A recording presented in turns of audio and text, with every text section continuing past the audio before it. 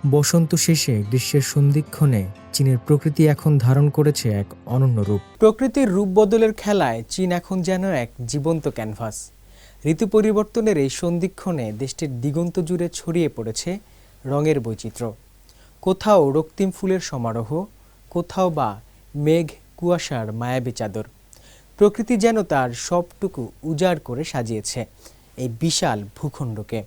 চীনের এই বৈচিত্র্যময় ল্যান্ডস্কেপ এখন পর্যটক আর প্রকৃতিপ্রেমীদের জন্য এক স্বর্গীয় গন্তব্য।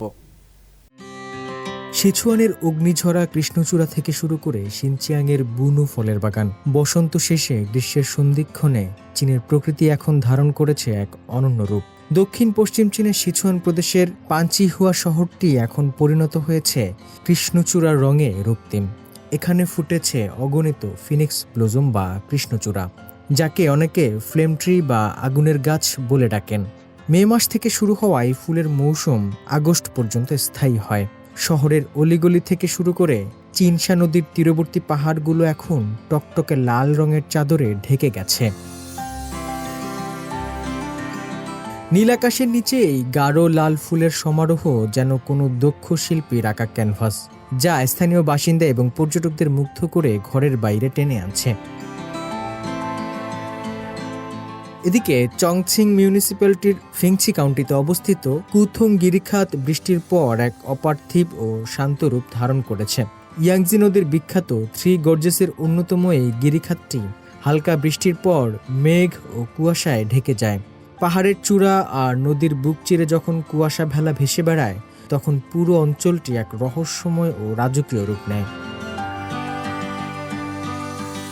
পরিবেশগতভাবে গুরুত্বপূর্ণ এই অঞ্চলটি চীনের অন্যতম প্রধান মিষ্টি জলের আধার হিসেবে বিবেচিত, যা একই সাথে প্রাকৃতিক সৌন্দর্য এবং বাস্তুসংস্থানের ভারসাম্য রক্ষা করে চলেছে। পূর্ব চীনের আনহুই প্রদেশের চিংতে কাউন্টিতে এবার দেখা গেছে ভিন্ন এক দৃশ্য। সেখানে পাহাড়ের গায়ে স্তরে স্তরে সাজানো টেরেস্ট ফিল্ডের জমিগুলো এখন জলে পরিপূর্ণ। ধান রোপণের পর এই মৌসুমে জমিগুলো যখন মেঘের চাদরে ঢাকা পড়ে, তখন সূর্যের আলোয় সেগুলোকে পাহাড়ের গায়ে ছড়িয়ে থাকা হাজারো উজ্জ্বল আয়নার মতো দেখায়। প্রায় 1,60,000 মু জমিতেই চাষাবাদ চলছে।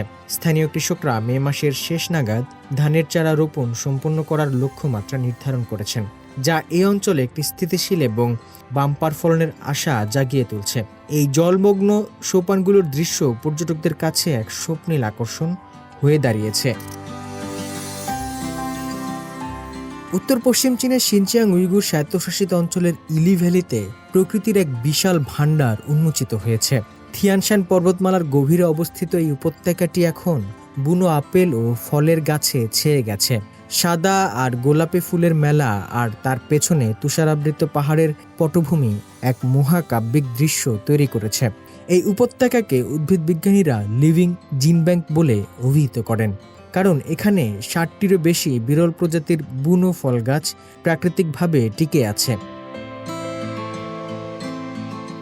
এই অমূল্য সম্পদ রক্ষায় স্থানীয় প্রশাসন ড্রোনের মতো আধুনিক প্রযুক্তি ব্যবহার করে পরিবেশ সুরক্ষায় কাজ করছে। মে মাসের শুরু পর্যন্ত স্থায়ী এই ফুলের সুবাস নিতে এবং প্রকৃতির এই বুনো সৌন্দর্য উপভোগ করতে বর্তমানে ইলি ভ্যালিতে পর্যটকদের ঢল নেমেছে।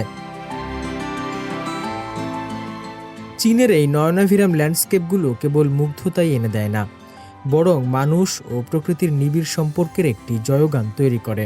একদিকে কৃত্রিম বুদ্ধিমত্তা ও ড্রোনের মতো আধুনিক প্রযুক্তির ব্যবহার, আর অন্যদিকে হাজার বছরের প্রাচীন সোপান চাষাবাদ। এই দুইয়ের মেলবন্ধনে চীন তার প্রাকৃতিক সম্পদ ও বাস্তুসংস্থানকে আগলে রাখছে। হোসনে মোবারক সৌরভ, সিএমজি বাংলা।